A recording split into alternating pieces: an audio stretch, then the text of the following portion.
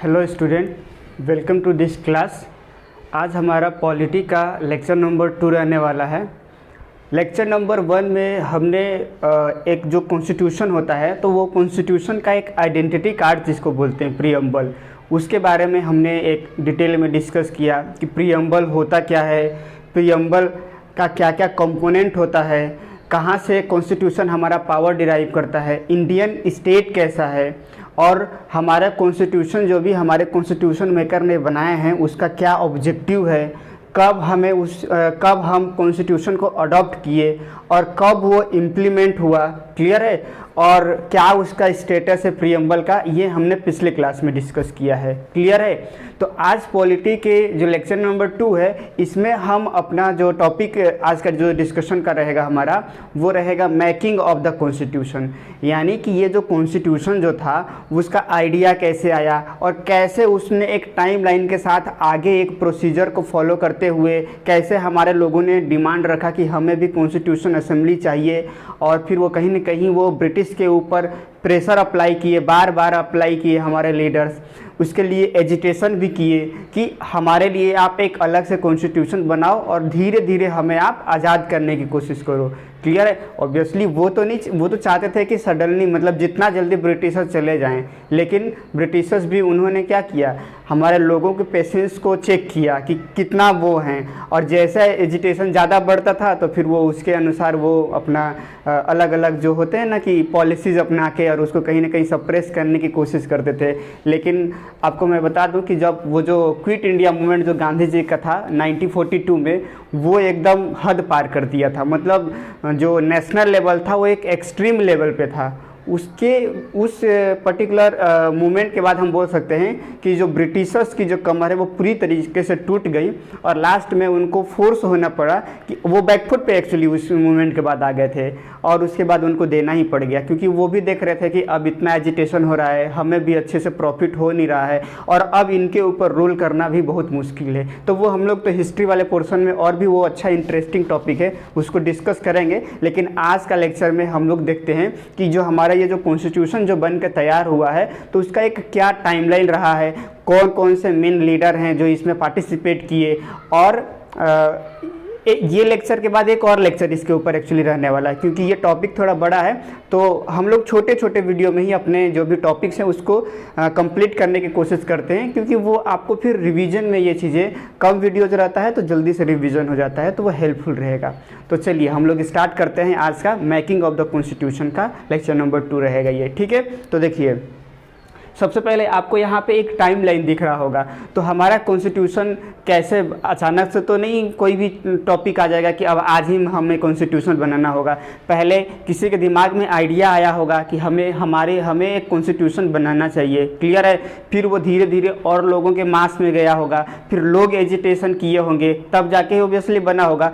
तो ये जो सबसे पहला जो आइडिया आया कि इंडिया के पास भी अपना खुद का एक कॉन्स्टिट्यूशन होना चाहिए, वो 1934 में जो हमारे एक कम्युनिस्ट लीडर थे एम.एन. रॉय, उन्होंने प्रपोज किया कि इंडिया को अपना एक खुद का कॉन्स्टिट्यूशन बनाना चाहिए। तो ये आइडिया देखिए, तो क्वेश्चन कैसे आएगा, Who was the first person to propose the constitutional assembly या कॉन्स्टिट्यूशन होना चाहिए, तो ये किसने किया था। तो आपको यहाँ पे याद रखना होगा इस चीज़ को, इसको आप लोग को याद रखना पड़ेगा कि एम.एन.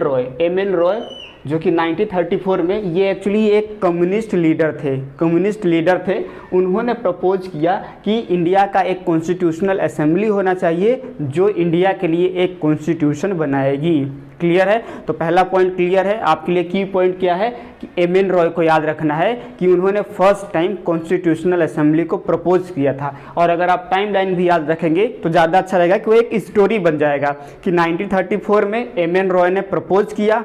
अब जब वो प्रपोज किए तो इंडियन नेशनल कांग्रेस जो था, क्लियर है, अभी वाला कांग्रेस नहीं, उस समय आज़ादी के पहले वाले जिसमें कि हमारे सारे लीडर्स उसमें हुए करते थे जो फ्रीडम फाइटर, तो इंडियन नेशनल कांग्रेस ने फर्स्ट टाइम ऑफिशियली एक्सेप्ट किया कि यस इंडिया को एक कॉन्स्टिट्यूशनल असेंबली बनाने की ज़रूरत है, और ये आइडिया उन्होंने अपने जो सेशन है 1935 के सेशन में उन्होंने ऑफिशियली इस चीज़ को उन्होंने एक्सेप्ट किया, इस डिमांड को उन्होंने एक्सेप्ट किया। तो दूसरा क्वेश्चन देखिए, ये जितना भी यहाँ पे लिखा हुआ है हर एक पॉइंट आपके एग्जाम के लिए इम्पोर्टेंट है। सबसे पहले एम.एन. रॉय एक इंडिविजुअल पर्सन ने प्रपोज किया कि इंडिया का एक कॉन्स्टिट्यूशनल असेंबली होना चाहिए। और फिर दूसरा क्वेश्चन आ जाएगा कि कब इंडियन नेशनल कांग्रेस ने फर्स्ट टाइम इस डिमांड को एक्सेप्ट किया, तो 1935 में। तो ये आपके लिए इम्पोर्टेंट हो जाएगा कि जो इंडियन नेशनल INC मतलब इंडियन नेशनल कांग्रेस, फ्रीडम के पहले का, अभी का कांग्रेस के बारे में कोई बात नहीं हो रहे हैं। क्लियर है? इस समय हमारे मेन लीडर हुआ करते थे, वो मतलब वो असली कांग्रेस था देखा जाए तो। क्लियर है? वो ठीक है, छोड़िए। सो 1935 में इंडियन नेशनल कांग्रेस ने फर्स्ट टाइम ऑफिशियली एक्सेप्ट किया कि इंडिया को एक कॉन्स्टिट्यूशनल असेंबली बनाने की ज़रूरत है, जो इंडिया के लिए अपना खुद का एक कॉन्स्टिट्यूशन फ्रेम करेगा। इसी से इन्फ्लुएंस होके 1938 में जो जवाहरलाल नेहरू थे उन्होंने एक स्टेटमेंट दिया। एक्चुअली इस समय क्या हुआ था कि हमारे यहाँ इलेक्शन हुआ था फर्स्ट टाइम। 1935 एक एक्ट आएगा, उसके बारे में हम लोग बाद में डिस्कस करेंगे। उसके बेसिस पे यहाँ पे एक गवर्नमेंट फॉर्म हुई थी, जो अलग अलग प्रोविंस में हमारे जो लीडर्स थे उन्होंने अपना वो जैसे अभी के CM है, तो उस समय वो मतलब कि एक तरीके से रूल करते थे छोटे से पार्ट में और कम पावर उनको दिया गया था। तो इस तरीके से उसी समय जवाहरलाल नेहरू जो थे बाकी और लीडर के साथ मिलके उन्होंने भी ये डिसाइड किया। अब इंडियन नेशनल कांग्रेस 1935 में तो बोल दिया कि हमारे पास कॉन्स्टिट्यूशनल असेंबली होना चाहिए, लेकिन 1938 में जवाहरलाल नेहरू ने स्पष्ट ये बात को बोला कि भैया हमारे पास तो कॉन्स्टिट्यूशनल असेंबली होना चाहिए, लेकिन हम खुद अपने कॉन्स्टिट्यूशनल असेंबली को बनाएंगे। कोई बाहरी हमारे वो जब हम लोग कॉन्स्टिट्यूशन जो बनाएंगे उसमें उनका इंटरफेरेंस नहीं होना चाहिए। ये स्टेटमेंट किसने बोला था? जवाहरलाल नेहरू ने बोला था। तो तीसरा आपके लिए इम्पोर्टेंट ये है कि 1938 में जवाहरलाल नेहरू ने अपना डिक्लेयर किया कि हमारा जो कॉन्स्टिट्यूशनल असेंबली, ये मतलब कॉन्स्टिट्यूशनल असेंबली होगा, वो बाहरी आउटर का इन्फ्लुएंस, आउटर साइड का इन्फ्लुएंस नहीं होगा। उस समय आउटर साइड कौन थे? ब्रिटिशर्स थे। मतलब हमारे लोग अपने लिए खुद का कॉन्स्टिट्यूशन अपने अकॉर्डिंग बनाएंगे, न कि ब्रिटिशर्स के अनुसार हमारा कॉन्स्टिट्यूशन बनेगा। तो ये कौन बोला था? जवाहरलाल नेहरू ने 1938 में दिया था। अब देखिए, जब जैसे ही इंडियन नेशनल कांग्रेस 1935 में इस डिमांड को एक्सेप्ट कर ली, तो उस समय इंडियन नेशनल कांग्रेस मतलब एक इंडिया का आवाज़ हुआ करता था। क्लियर है? तो अब ये अपना हर जब भी मीटिंग होते थे 36, 37 जब भी हुआ, वहाँ पे हमेशा ये ब्रिटिशर्स के सामने अपना एक लेटर भेजते थे, पिटीशन भेजते थे, एजिटेशन करते थे कि आप सुनो हमारी बात को, हम डिमांड कर रहे हैं कॉन्स्टिट्यूशनल असेंबली का। क्लियर है? तो जब ये बात जब 1942 में 1940 में मतलब 5 साल बाद अंग्रेज़ों को ये समझ में आई, या उनको समझ में आया कि ये जो इंडियन नेशनल कांग्रेस जो डिमांड कर रहा है अब इसका बहुत ज़्यादा हो गया और अब हमें इसके बात को एक्सेप्ट करना ही पड़ेगा, नहीं तो ये लोग हमारे साथ कोऑपरेट नहीं करेंगे और हमें जो शासन व्यवस्था है उसमें बहुत सारे प्रॉब्लम्स को फेस करने पड़ेंगे। क्लियर है?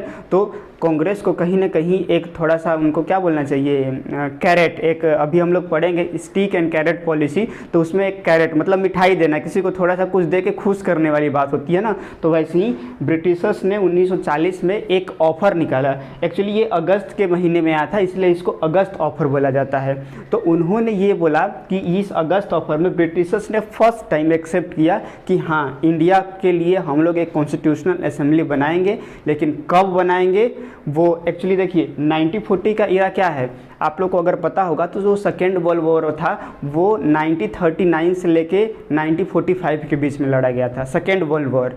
और जो फर्स्ट वर्ल्ड वॉर था वो 1914 टू 1918 के बीच में लड़ा गया था, 1914 से लेके 1918 के बीच में, और सेकेंड 1939 से लेके 1945 के बीच में लड़ा गया था।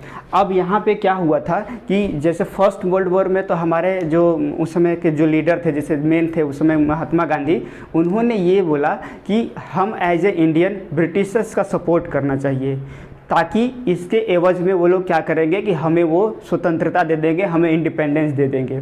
लेकिन हुआ ऐसा कुछ नहीं, क्लियर है, बल्कि उल्टा और बहुत ज़्यादा मतलब बहुत कड़े कड़े कानून हमारे यहाँ रहे, जैसे रॉलेट एक्ट हो गया, फिर जालियांवाला बाग आप लोग सुने होंगे जो 1919 में हुआ था। तो इससे ना हमारे जो लीडर रहे उन्होंने सोचा कि यार हम लोग इनको कोऑपरेट किए और हमें लगा कि ये अपना समझ के हमें इंडिपेंडेंस दे देंगे, हमको और फ्रीडम देंगे, स्वराज देंगे, लेकिन उल्टा ये लोग तो और हमारे ऊपर मतलब कि कड़े कड़े कानून लेके आ रहे हैं। तो जब सेकेंड वर्ल्ड वॉर हुआ तो उस समय हमारे इंडियन ने पहले ही डिसाइड कर लिए कि हम लोग ब्रिटिशर्स का तो साथ बिल्कुल ही नहीं देंगे, ये हमारे लिए कुछ करते नहीं है, उल्टा हमारे ऊपर राज कर रहे हैं, हमको एक्सप्लॉइट करने की कोशिश कर रहे हैं, तो क्यों हम इनके इस पर्टिकुलर जो ब्लडी जो वॉर हो रहा है इसमें हम लोग साथ दें।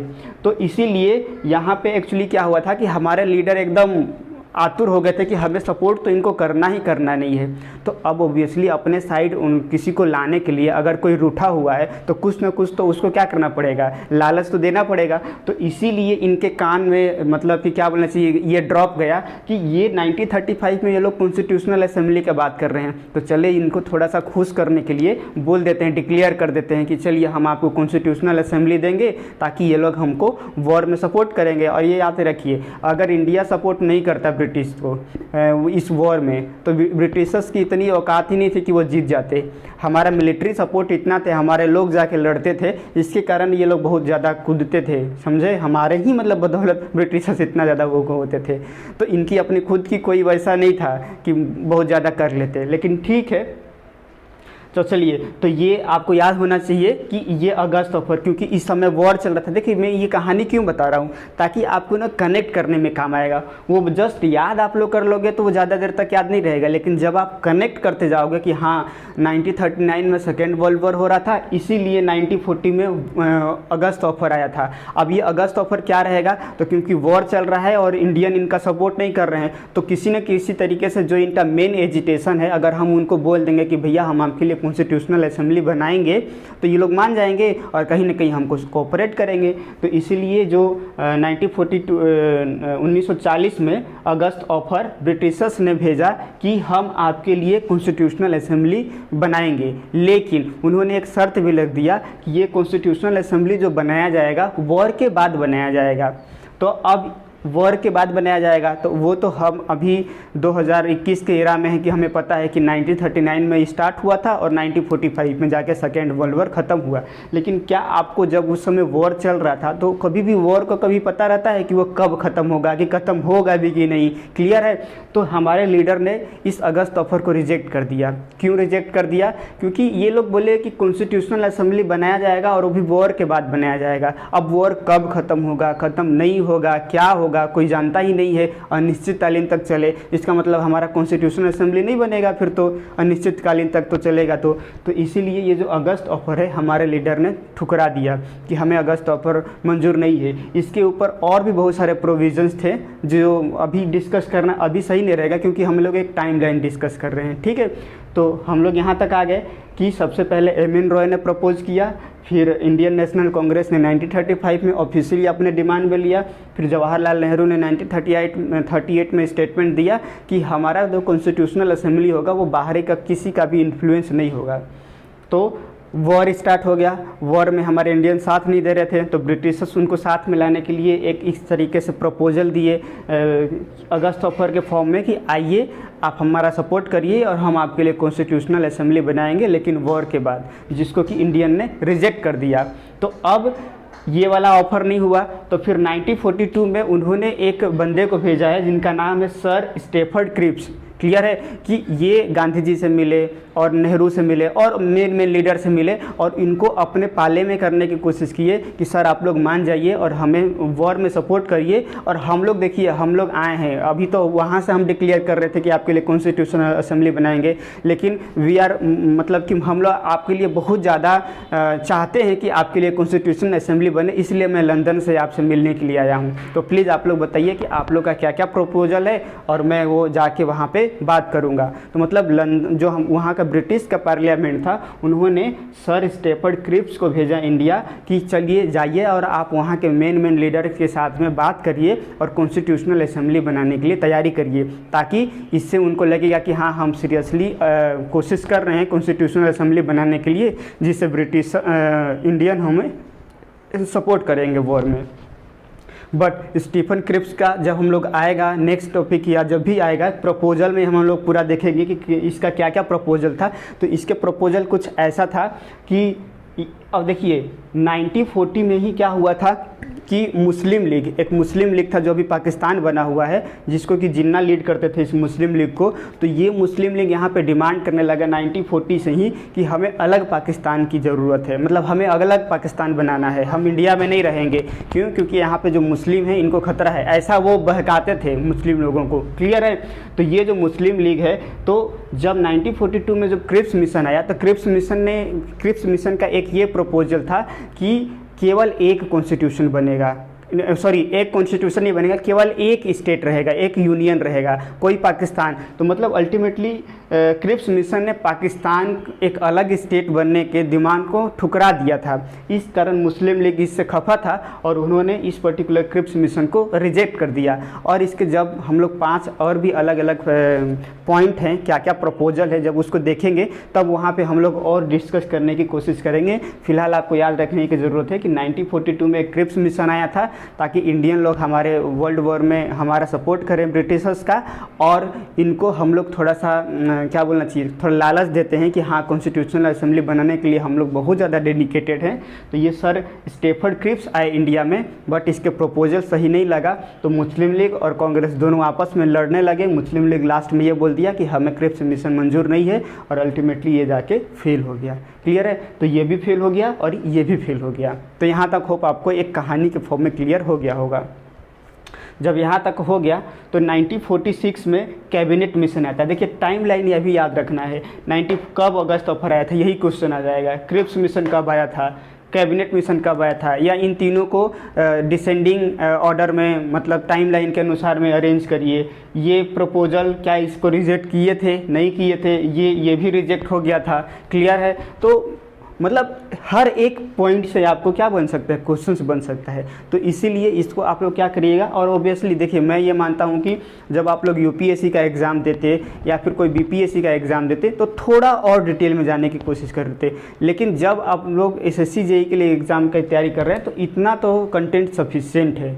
क्लियर है? बस इसी को आपको क्या करना है, बार बार देखना है वीडियो को और अपना धीरे धीरे दिमाग में बैठाते जाना है। क्लियर है? इससे क्या होगा कि आपका एक बेस बनते जाएगा, और जब हम लोग और अच्छे से एक बार और डिस्कस करेंगे विद क्लासरूम के साथ में, तो और भी आपको वो चीज़ें कहीं ना कहीं रहेगी, तो आप कनेक्ट करने में आपको ईजी रहेगा। ठीक है? तो 1946 में फिर कैबिनेट मिशन आता है। ये कैबिनेट मिशन जो थे, इसमें जो मेन जो मतलब इनके लीडर थे वो एक लॉर्ड पैथिक थे। मतलब कि ये जो कैबिनेट मिशन है इनको लीड किए थे लॉर्ड पैथिक, और लॉर्ड पैथिक लॉरेंस इनका पूरा नाम था। और ये जो स्टेफर्ड क्रिप्स आए थे ये भी इसके पार्ट थे। क्लियर है? तो आप चाहो तो नाम याद रख लेना कि लॉर्ड पैथिक लॉरेंस इसको हेड किए थे कैबिनेट मिशन को, और इसमें ये भी थे सर स्टेफर्ड क्रिप्स भी इस मिशन के साथ में आए थे। और इन्होंने फाइनली एक कॉन्स्टिट्यूशनल असेंबली नवंबर 1942 में मतलब कि प्रपोज किया कि हम लोग एक कॉन्स्टिट्यूशनल असेंबली बनाएंगे, और उसका कितना स्ट्रेंथ रहेगा, लोगों को कैसे चुने जाएगा, वो सारा एक ड्राफ्ट बना के तैयार किया। तो अब देखिए क्वेश्चन क्या आएगा कि जो हमारा कॉन्स्टिट्यूशनल असेंबली है जो बना है, उसका वो कौन सा मेन मिशन था जिसके बेस पे ये बना है। तो वो हमारा क्या हो जाएगा, कैबिनेट मिशन है। ये कैबिनेट मिशन ही हमारा जो हमारे संविधान को बनाने वाले लोग थे कि उनको कैसे चुना जाएगा या किस मिशन से क्या फ्रेमवर्क रहेगा कि लोगों का, वो कैबिनेट मिशन हमको प्रोवाइड किया है। तो ये बहुत ही इंपॉर्टेंट है। मैं तो चाहूँगा कि आप लोग इसको बहुत ज़्यादा हाईलाइट कर लीजिए। और ये कब आया था, 1946 में आया था। अब इनको अभी ब्रिटिशर्स को यहाँ से लगना स्टार्ट हो गया था वर्ल्ड वॉर जैसे ही ख़त्म होता है, ऊपर से ऊपर में क्विट इंडिया मूवमेंट 1942 में होता है। इतनी इनकी कमर टूट जाती है कि अब इनको लग ही जाता है कि अब इंडिया को रूल करना पॉसिबल नहीं है, अब जितना जल्दी हो सके पावर ट्रांसफ़र करके हम लोग वापस चलते हैं। क्लियर है। और इसी समय ये मुस्लिम लीग भी बहुत ज़्यादा एजिटेशन करने लगा था, कम्युनल राइट बहुत ज़्यादा इंडिया में उस समय होने लगा था। अब गदर मूवी देखिएगा किस तरीके से वो सब हो रहा था, वही सारा सीन यहाँ पे हो रहा था। तो ये लोग भी चाह रहे थे कि कितना जल्दी से हम लोग यहाँ से भागें, तो इसीलिए अब ये लोग बहुत ज़्यादा सीरियस भी हो गए कि चलो भैया जल्दी से इनका जो भी है काम निपटा के पावर ट्रांसफ़र करके हम लोग निकल लेते हैं, क्योंकि अब यहाँ पे रूल करना पॉसिबल नहीं है। तो याद रखिएगा कि जो हमारा जो कॉन्स्टिट्यूशनल असेंबली है, ये जो कॉन्स्टिट्यूशनल असेंबली है वो कैबिनेट मिशन का ने ही एक फ्रेमवर्क दिया है उसको फ्रेम करने का कि कैसा होना चाहिए। तो होप आपको यहाँ तक तो क्लियर हो गया होगा। और इसके बाद अब हम लोग देखते हैं कि ये जो हमारा कॉन्स्टिट्यूशनल असेंबली है इसका क्या क्या कंपोजिशन है, कितने लोग थे, कैसे इनको चुना गया था। क्लियर है। तो ये भी एक ब्रीफ में हम लोग देख लेते हैं। तो देखिए टोटल कॉन्स्टिट्यूशनल असेंबली में 389 मेंबर थे। ठीक है, 389 मेंबर थे, जिसमें 296 जो मेंबर थे वो ब्रिटिश इंडिया से चुने गए थे। ब्रिटिश इंडिया मतलब कि अगर मैं भारत का यहाँ पे मैप बनाने की कोशिश करूँ, जैसे सपोज़ करिए कि अगर ये एक रफ भारत का मैप है मान लीजिए, तो ब्रिटिश क्या होता था कि कुछ कुछ एरिया में, जैसे आप लोग सुने होंगे कि पहले बहुत सारे छोटे छोटे स्टेट में बटा हुआ था। तो देखिए इंडिया कैसा था, वो पोर्शन जहाँ पे ब्रिटिशर्स रूल करते थे उसको बोला जाता था ब्रिटिश इंडिया, या उसको प्रोविंस भी बोला जाता था, ब्रिटिश इंडियन प्रोविंस बोला जाता था। क्लियर है। और वो पर्टिकुलर जगह, जैसे जैसे यहाँ पे आप सुने होंगे कि यहाँ पे JNK था, जम्मू एंड कश्मीर, तो वहाँ पे राजा हरि सिंह रूल करते थे। फिर एक जूनागढ़ था, वहाँ पे एक अलग राजा रूल करते थे। हैदराबाद में निज़ाम था। तो ये जो एरिया जहाँ पे जो पहले के राजा महाराजा लोग रूल करते थे उसको बोला जाता था प्रिंसली स्टेट, और वो पोर्शन जहाँ पे ब्रिटिशर्स का डायरेक्ट कंट्रोल था उसको बोला जाता था ब्रिटिश इंडियन प्रोविंस या ब्रिटिश इंडिया। क्लियर है। जैसे हमारा उस समय भी एक प्रोविंस होता था और एक कमिश्नर होता था। तो जैसे हमारा अभी स्टेट है और यूनियन टेरेटरी है, वैसे ही जो प्रोविंस था स्टेट को प्रोविंस बोला जाता था, और जो कमीशन जो था, कमिश्नरी जिसको था, वो यूनियन टेरेटरी को बोला जाता था। क्लियर है। तो अभी बस ये इतना याद रखिए कि जो हमारा इंडिया था पहले क्या था, उस पर अलग अलग जगह पे राजा लोग भी राज करते थे, और वो कुछ एरिया में हमारा ब्रिटिशर्स भी राज करते थे। और जहाँ ब्रिटिशर्स राज करते थे उसको बोला जाता था ब्रिटिश इंडिया, और जहाँ पे हमारे छोटे छोटे राजा लोग राज करते थे उस पर्टिकुलर एरिया को प्रिंसली स्टेट बोला जाता था। तो ये जो कंपोजिशन जो हमारे कॉन्स्टिट्यूशनल असेंबली में ब्रिटिश इंडिया से भी लोग चुन के आते थे और प्रिंसली स्टेट से भी लोग चुन के आए थे। क्लियर है। तो देखिए ये अगर आप याद रख सकेंगे तो ज़्यादा अच्छा है। टोटल 389 मेंबर कॉन्स्टिट्यूशनल असेंबली में इलेक्ट होके आए थे, जिसमें 296 ब्रिटिश इंडिया से। ब्रिटिश इंडिया मतलब क्या, वो एरिया जहाँ पे ब्रिटिशर्स रूल करते थे वहाँ से जो लीडर चुन के आए थे वो कितने थे, 296 थे। और प्रिंसली स्टेट मतलब ज़्यादा जहाँ राजा लोग राज करते थे वहाँ से भी कुछ मतलब कि उम्मीदवार को चुन के लाया गया था, उनका टोटल नंबर था वो 93 था। और दूसरा चीज़ ये याद रखना है कि जहाँ राजा लोग राज करते थे तो ऑब्वियसली राजा वहाँ का हेड हुआ, तो वो क्या किया कि अपने खुद से उसको लगा कि हाँ मेरे राज्य में इस पर्टिकुलर बंदे को हमें कॉन्स्टिट्यूशनल असेंबली में भेजने की ज़रूरत है।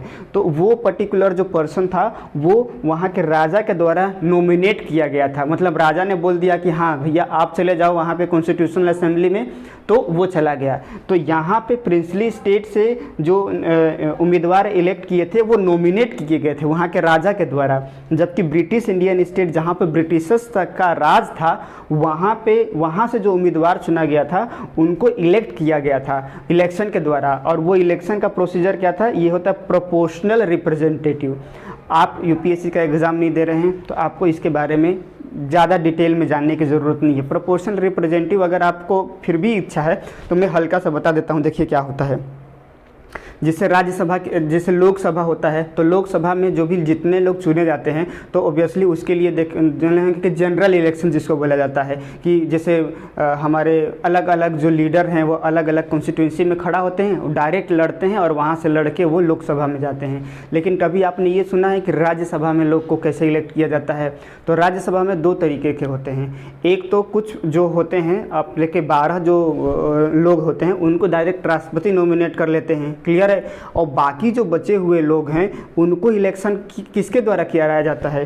प्रोपोर्शनल रिप्रेजेंटेटिव के द्वारा कराया जाता है। इसका मतलब क्या कि जैसे जो किसी स्टेट का, मान लीजिए हमारा बिहार ही स्टेट है या यूपी स्टेट है, तो बिहार के लोग एमएलए चुने, यूपी के लोग एमएलए चुने। अब बिहार में जो विधानसभा है वहाँ पे जो एमएलए हैं उन लोग वोट करेंगे। अब राज्यसभा में बिहार का सीट रहता है कि इतना जो है बिहार से चुन के लोग राज्यसभा में जाएंगे। तो अब ये जो बिहार से लोग जो चुन के राज्यसभा में जाएंगे उनको कौन चुनेगा? उनको एमएलए जो हमारे द्वारा चुने गए हैं वो एमएलए चुनते हैं जो राज्यसभा में जाने वाले उम्मीदवार हैं उनको। तो अल्टीमेटली क्या हुआ कि हम लोग राज्यसभा में जो उम्मीदवार गए उनको हम लोग डायरेक्टली नहीं चुने, वो इनडायरेक्टली चुने गए। तो इनडायरेक्टली कौन चुना? मतलब जो हमारे द्वारा एमएलए चुने गए हैं वो एमएलए चुने जो राज्यसभा में जाने वाले उम्मीदवार हैं उनको। तो ये जो प्रोसीजर होता है जो राज्यसभा में इनको चुना जाता है एमएलए के द्वारा, उसको बोला जाता है प्रोपोर्शनल रिप्रेजेंटेटिव। या हमारे राष्ट्रपति के द्वारा या फिर उपराष्ट्रपति के द्वारा, उपराष्ट्रपति को जो चुना जाता है वो भी यही सिस्टम होता है, प्रोपोर्शनल रिप्रेजेंटेटिव। मतलब पूरे जनता मिलकर उम्मीदवार को चुनेंगे, इतने सारे उम्मीदवार, और ये उम्मीदवार फिर आगे उम्मीदवार को चुनेंगे, उसको बोला जाता है प्रोपोर्शनल रिप्रेजेंटेटिव। क्लियर है? और एक चीज़ और याद रख सकते हैं कि जैसे जैसे कॉन्स्टिट्यूशनल असेंबली में टोटल 296 सीट है, क्लियर है, 296 सीट है। तो एक सीट जो था वो कितने का कॉन्स्टिट्यूंसी, कितने का एरिया बनाया जाएगा? तो वो एक्चुअली एरिया के नहीं, पॉपुलेशन के आधार पर बनाया गया था। मतलब एक सीट 10 लाख लोगों को रिप्रेजेंट कर रहा था। मतलब एक एरिया बनाया गया जहाँ 10 लाख लोग हैं तो ये एक कॉन्स्टिट्यूंसी हो गया, फिर दूसरा एरिया जहाँ 10 लाख लोग हैं वो दूसरा सीट हो गया और वहाँ पे वो खड़े हो सकते हैं। तो होप आपको मैं ज़्यादा मतलब एक क्लियर कर पाया हूँगा इस कॉन्स्टिट्यूशनल असेंबली के बारे में। टोटल मेंबर कितने ब्रिटिश इंडिया से थे, प्रिंसली स्टेट से, प्रिंसली स्टेट में जो भी उम्मीदवार थे उनको डायरेक्ट राजा ने नॉमिनेट किया था, जबकि ब्रिटिश इंडियन स्टेट में जो थे वो लोगों मतलब इंडियन के द्वारा इनडायरेक्टली रूप से चुने गए थे, जिसको बोला जाता है प्रोपोर्शनल रिप्रेजेंटेटिव। क्लियर है? तो यहाँ तक आपको समझ में आया होगा। अब हम लोग डिस्कस करते हैं, ये देखिए इस पे डायरेक्ट आपका एक क्वेश्चन बनेगा और ये आपको याद रखने की ज़रूरत है यहाँ पे। फिर भी मैं एक ट्रिक बताने की कोशिश करूँगा कि कैसे आप लोग याद रख सकते हैं। तो अब हमारा जो टॉपिक रहेगा कमेटी ऑन कॉन्स्टिट्यूशनल असेंबली। अब इतने लोग चुन के आ गए, तो अब ये चुन के आ गए तो अब इनका काम क्या है कि अलग अलग एरिया में क्या क्या लॉ होना चाहिए उसको ये बनाएंगे। तो वो बनाने के लिए हमने क्या किया, सारे लोगों को छोटे छोटे पार्ट में डिवाइड कर दिया। आप ये वाला पोर्शन देखिए, आप ये वाला पोर्शन देखिए, आप ये वाला पोर्शन देखिए। क्लियर है?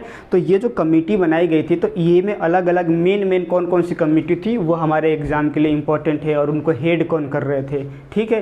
तो देखिए यूनियन पावर कमेटी बनाई गई थी। यूनियन पावर कमेटी मतलब क्या कि यूनियन का क्या पावर होना चाहिए, वो सारे पावर को डिफाइन करने के लिए कैसे हम लोग यूनियन रूल करेगा, वो सारे पावर को बनाने के लिए कमेटी बनाई गई थी जिसको हेड कर रहे थे जवाहरलाल नेहरू। तो आप ऐसे भी याद रख लीजिएगा कि जहाँ भी यूनियन का पावर आएगा तो हमारे उस समय मेन लीडर कौन थे, जवाहरलाल नेहरू, सरदार पटेल, BR अम्बेडकर और डॉक्टर राजेंद्र प्रसाद। अब तीनों का काम अगर आपको पता होगा ना तो आप आराम से इनको कोई भी क्वेश्चन आएगा आप बना लेंगे। जवाहरलाल नेहरू क्या बने, हमारे फर्स्ट प्राइम मिनिस्टर बने। प्राइम मिनिस्टर मतलब वही पावर डिसाइड करेंगे कि किस टाइप का हमारा होना चाहिए। मतलब ये ऐसा नहीं है, ये एग्ज़ाम में एक ट्रिक है कि कैसे हम लोग याद कर सकते हैं। सरदार वल्लभ भाई पटेल को किस चीज़ के लिए ज़्यादा जाना जाता है कि वो जो छोटे छोटे जो प्रिंसली स्टेट था वो हमारे इंडिया में मिलाने के लिए वो और जवाहरलाल नेहरू दोनों मिल के काम किए, लेकिन सरदार पटेल ज़्यादा इसके ऊपर काम किए। तो जहाँ भी प्रोविंस से रिलेटेड आएगा मतलब सरदार वल्लभ भाई पटेल के बारे में बोलना है।